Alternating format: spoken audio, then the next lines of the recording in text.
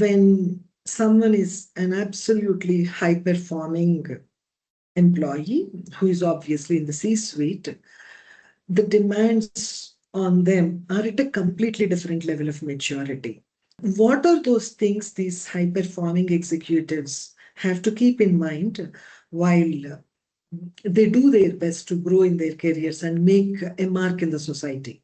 What I don't see that there's a balance. I think there is, if you have to do five things, if you have to be a mom, if you have to be a wife, if you have to be a career, if you have to be great at your church, if you have to be a good daughter or a good yeah, sister or a good sibling, yeah, I honestly don't think you can do all at the same time.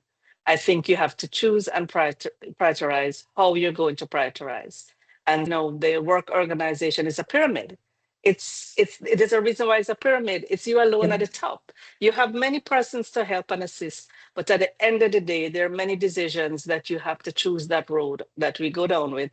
And I don't see it, not at my age, that there's a work-life balance every day. I think you can balance according to how important it is. If your child has end of year exam, then that takes priority and you put systems in place so that you can, be at work, but also be in the home or your parents or that sort of a thing. I think I think as a leader, I have to remember there's this saying that I always think about that we forget the caregivers, and the leaders are the caregivers.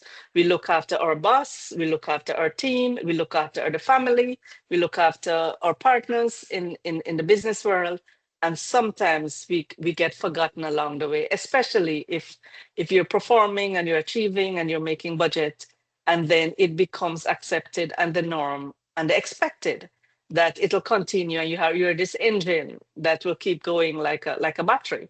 And so I stop and I think about the leaders who I have, that leads team, that I must stop and ask them how they are and wait for an answer. Not how are you today? I came by to ask you. I stop and listen when people ask me how I am. And if they really stop to listen for the answer, or worse, if you say, how are you? And you say, I have a headache, and then they continue to talk. So you know that definitely there's no care in that conversation. But yes, care from my end and sometimes self-care gets forgotten.